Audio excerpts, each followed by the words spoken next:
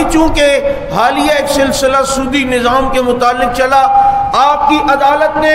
سودی نظام ختم کرنے کا حکم دیا، بہت سے لوگ کھڑے ہوئے، بینکنگ کے لوگ کھڑے ہوئے اور وہ کہنے لگے ملک کیسے چلے گا، پھر جناب ملک کے اندر یہ سسٹم کیسے چلے گا، سود کے بغیر تو ہم کام کر نہیں سکیں گے، ملکی معیشت ترقی کیسے کرے گی۔ ان کی نظر اسباب کی طرف جاتی ہے، مسبب الاسباب کی طرف نہیں جاتی کہ برکت بھی کوئی چیز ہوا کرتی ہے، رحمت بھی کوئی چیز ہوا کرتی ہے۔ سارے پیسے کا زیادہ ہونا یہ سکون نہیں، اگر یہ سکون ہوتا تو آج پیسے والے خودکشی نہ کرتے، آج وہ آرام کی اور نیند کی گولیاں کھا کے نہ سوتے اور مزدور بڑی میٹھی نیند نہ سوتا۔ پتہ چلتا ہے برکت صرف پیسے میں نہیں ہے، برکت اللہ رب العزت نے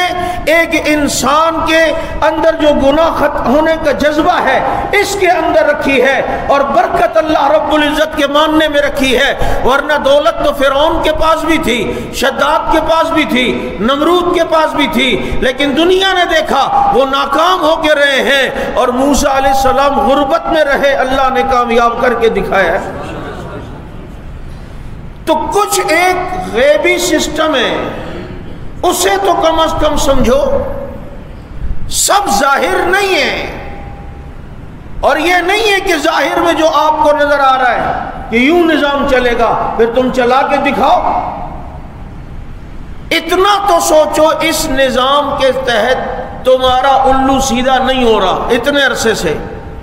70 سال سے زیادہ ہو گئے، قرضے تم پہ بڑھتے جا رہے ہیں، مہنگائیاں بڑھتی جا رہی ہیں، بدامنیاں یہاں ہیں، گناہ یہاں ہیں، بے روزگاریاں یہاں ہیں، ڈکیتیاں چوریاں یہاں عام ہوئی ہیں۔ بھائی تم کہہ رہے ہو نا معیشت ہماری اچھی ہو جائے گی، اگر یہ سودی نظام ختم کیا تو معیشت خراب ہوگی، تو پھر اپنی معیشت کا حال دیکھ لو کہ کس سمت جا رہی ہے۔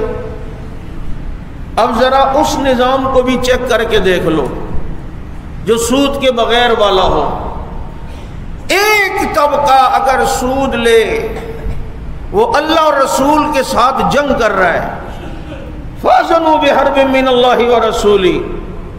جب وہ اللہ اور رسول سے جنگ کر رہا ہے تو اللہ اور رسول سے جنگ کر کے کوئی یہ سمجھے کہ میرا کام سیدھا ہوگا، وہ ہو سکتا ہے؟ اور یہاں پر یہ جو اسلام سے ہم دور ہیں اور اس نظام سے دور ہیں، چونکہ ہمیں اسلامی نظام کی بہاروں کا پتہ نہیں،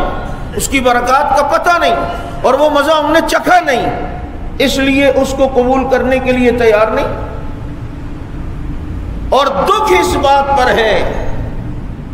کہ ایک مسلمان طبقہ، لیکن اس کی سیاسی پارٹی کا لیڈر اگر ایک موقف پیش کرے، چاہے وہ اسلام کے خلاف ہو، اسلام کے نظام کے خلاف ہو، اللہ رسول کے قانون کے خلاف ہو، یہ اپنے سیاسی لیڈر کی مانتا ہے اور اس کو موقف کو قبول کرتا ہے اور اس پر دلائل دینے کی کوشش کرتا ہے۔ اب اسے اسلام کی پرواہ نہیں ہوتی۔ مجھے بتاؤ ایسی صورت میں یہ انسان، اس کو ڈرنا چاہیے کہیں خدا نہ خواستہ جو بچا کچھ ایمان اللہ یہ بھی نہ چھین لے۔